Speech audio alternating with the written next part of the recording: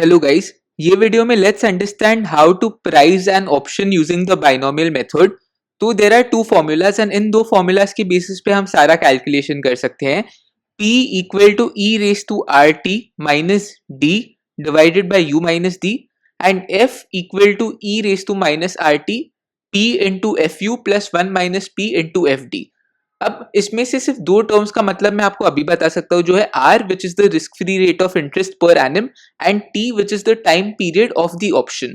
बाकी जो सारे टर्म्स है वो हम एक क्वेश्चन को देखते देखते समझते हैं कि उनकी वैल्यूज कैसे फिगर आउट करते हैं। तो क्वेश्चन देख लेते हैं। The current stock price is $20.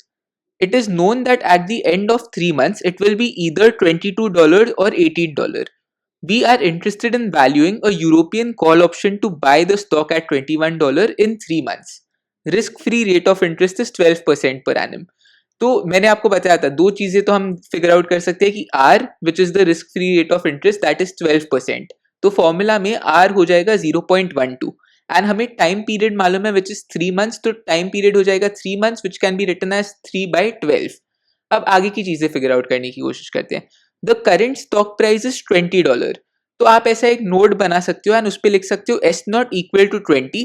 S not is the current stock price. तो करेंट स्टॉक प्राइस 20, आप एक नोट क्रिएट कर दोगे। It is known that at the end of 3 months it will be either $22। तो पहले इट कैन बी $22। तो एक और नोट क्रिएट कर लो एंड 20 से अपर साइड पे 22 है। So S not you equal to 22 आप ऐसे लिख सकते हैं। तो आपको u की वैल्यू मिल जाएगी। अगर आपको u की वैल्यू कैलकुलेट करनी है तो it will B 22 divided by 20। S not you की वैल्यू है 22, एस नॉट की वैल्यू है 20। तो u की वैल्यू हो जाएगी 22 divided by 20 which is equal to 1.1। तो फॉर्मूला में जो u है वो ऐसे कैलकुलेट होता है। Similarly it can also be $18। $18 20 से कम होता है, it is on the down side. तो S naught D equal to $18। इसके लिए हम अगर डी कैलकुलेट करने की कोशिश करें तो डी हो जाएगा S naught D divided by S not which is 18 divided by 20। D की वैल्यू आ जाती है 0.9। अब हमें कैलकुलेट करना है F U and F d. अब अपर साइड पे जो प्राइस है वो है $22। हमें मालूम है कि we are trying to value a European call option to buy the stock at $21। तो कॉल ऑप्शन है, we have the choice to buy it at $21 और नॉट टू बाय। तो 21 अगर प्राइस है जिसपे we can buy and market price चल रही है 22, तो ऑफकोर्स हम 21 में बाय करेंगे। तो if S not you equal to 22 we still have the choice to buy it at 21। तो इसमें हमारा जो पे ऑफ होता है वो होता है एफ यू। इसके लिए मैं लिख रहा हूँ f u equal to 1। We get to buy it at 21, market price is 22। इसमें हमारा एक का प्रॉफिट हो गया, इसके लिए मैं एफ यू लिख रहा हूँ equal to 1। Similarly lower side पे हमें एफ डी कैलकुलेट करना होगा। We get to buy it at 21, market में प्राइस चल रहा है 18। अगर मार्केट में प्राइस चल रहा है 18 तो मैं ऑप्शन को एक्सरसाइज करके 21 में तो बाय करूंगा नहीं, मैं मार्केट में जाके 18 में बाय कर लूंगा।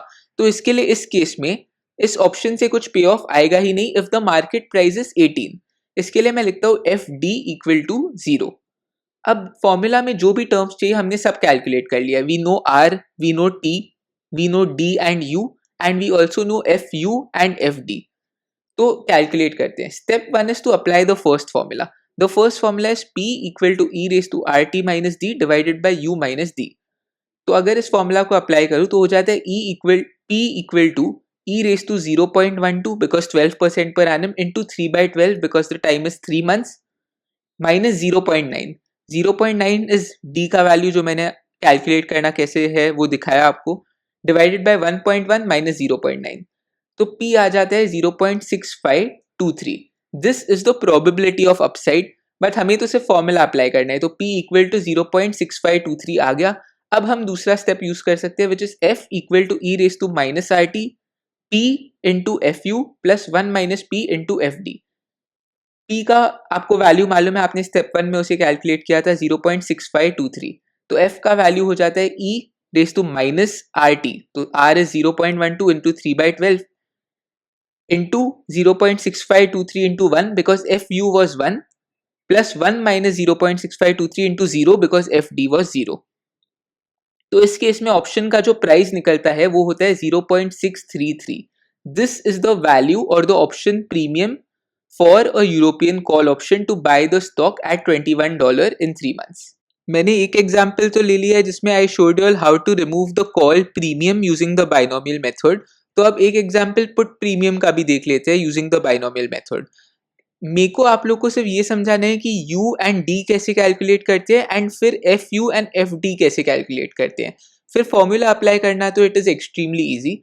तो सेकंड एग्जांपल देख लेते हैं। The current stock price is $100। At the end of 1 year it can either go up by 25% और down by 20%। Exercise price equal to 100।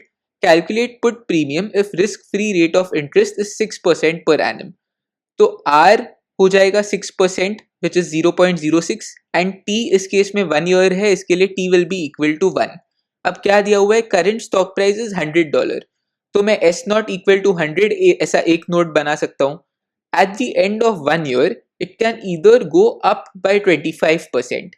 तो 100 से 25% ऊपर जाएगा, तो 100 प्लस 25% ऑफ 100, तो S नॉट U हो जाएगा 125 और हम u कैलकुलेट कर लेंगे as s not u divided by s not which is 125 divided by 100।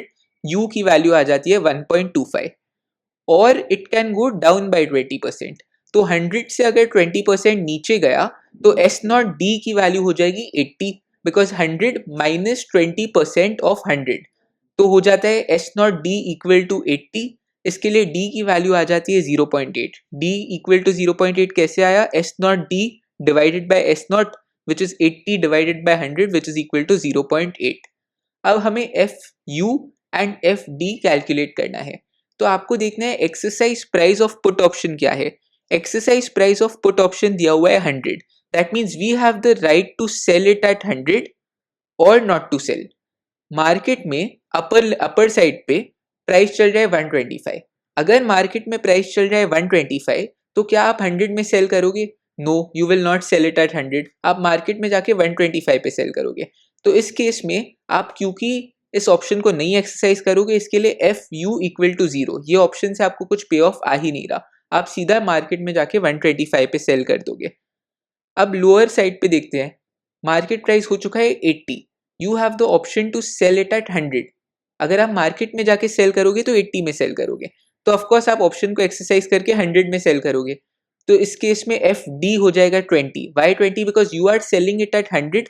Market में जाके सेल करते तो 80 में सेल करते, तो 20 का पे ऑफ आ रहा है, इसके लिए एफ डी इक्वल टू 20।